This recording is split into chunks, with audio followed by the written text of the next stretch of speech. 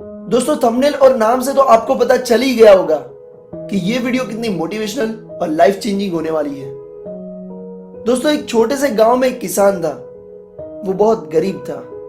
उसकी खेती से उतने पैसे भी हार्डली आते थे कि वो उनका घर चला सके, पर वो बहुत मेहनत करते थे।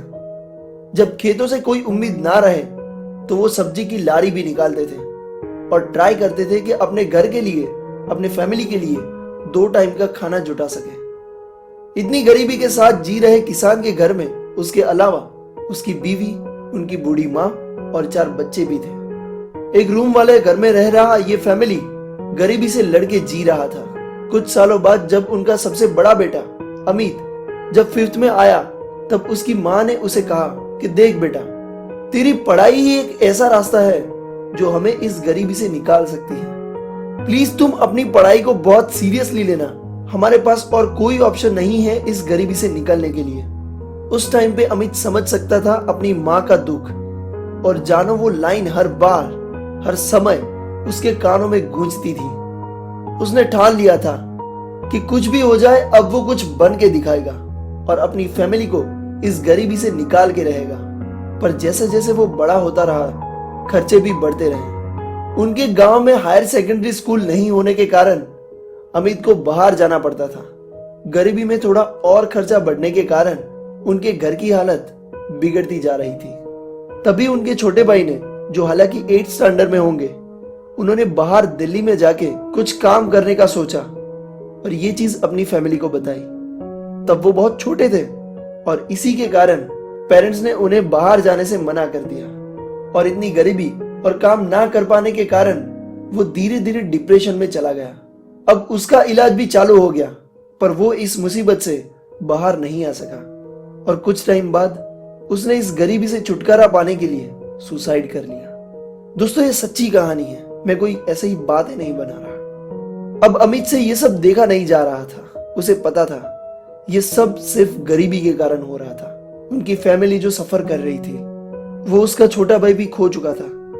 आप सोच सकते हो कि उसको कितना हर्ट हो रहा होगा, वो कितना दुखी होगा।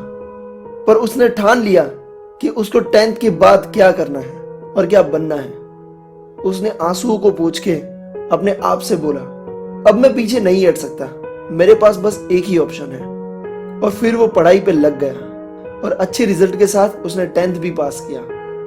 उन्होंने अपने पापा से कहा कि उन्हें सुपर 30 के आनंद सर से मिलना है और वो दोनों उन्हें मिलने गए और उन्हें उस एकेडमी में एडमिशन भी मिल गया। आनंद सर ने नोटिस किया कि वो रोज देर रात तक पढ़ता था और बहुत मेहनत करता था। आनंद सर ऑलवेज उसे कहते थे थोड़ा आराम भी कर ले।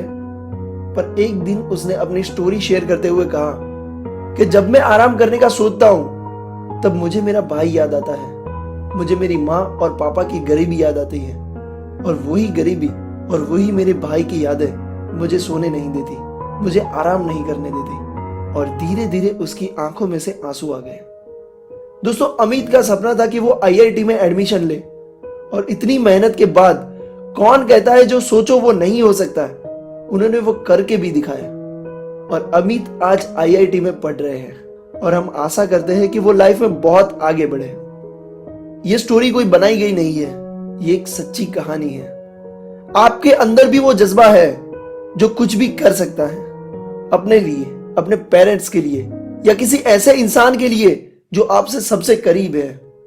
क्या आप इतना भी नहीं कर सकते उनके लिए? अगर कर सकते हो तो वेट किस बात का?